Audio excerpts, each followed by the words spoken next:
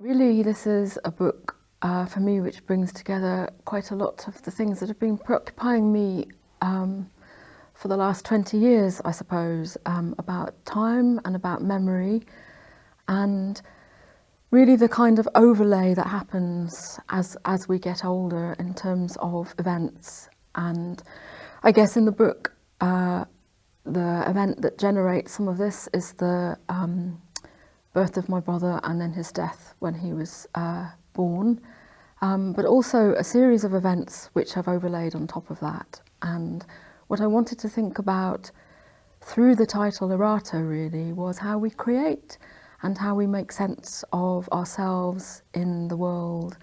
And I think in this book the world becomes a great pressure, but also a measure against which individual trauma might sit. I wanted to think really carefully about how to structure this book, and I think of it less as a set of individual poems, more as an evolving pattern. There are lots of repetitions, there are lots of sequences which recur in slightly disturbed ways, which I think is sometimes that happens in that interface between memory and imagination. And I wanted to play with form. So we have little sonnets that look like little lyric poems where I'm attempting to think about beauty, but also where I stretch sonnets to the point where they feel like prose, but they're taking on the structures of a sonnet. So I think at a very particular level I'm playing with the sonnet, the little song, but trying to give this big extended pattern for that. Gardens. The seeds arrived in a tin that reminded me of something that should hold cough sweets, and indeed, when I opened it, each handful of wildflowers not yet gestated were wrapped in a protective layer of nutrient-rich clay.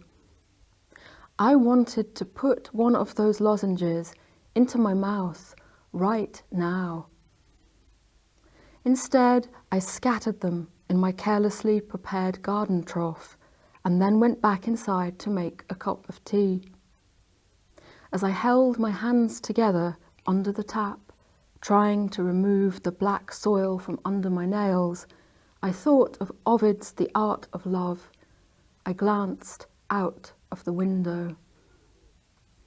As if in slow motion, and for no reason I could see, the neighbour's tree slowly, silently uprooted itself and toppled the length of the yard. The many birds that sat in it, indistinguishable sometimes from the leaves, rose up. Mass. Exodus. The roots were convoluted, full of earth, as if someone had drawn them in a hurry, imagining what tree roots might look like, but never having seen them. Unconnected to the earth, that stump reminded me of the tail of a mermaid lying there on the broken stones and pots. After a while, my neighbour, his long hair freed from his baseball cap, walked out into the yard shaking his head. Like him, I couldn't quite believe what I had seen. The Home Secretary was moving tanks onto the streets. We lived in a hostile environment. Now water was halting proceedings in the house. It was spilling through the ceilings of the chamber in huge drops like thought bubbles. Notre Dame was in flames.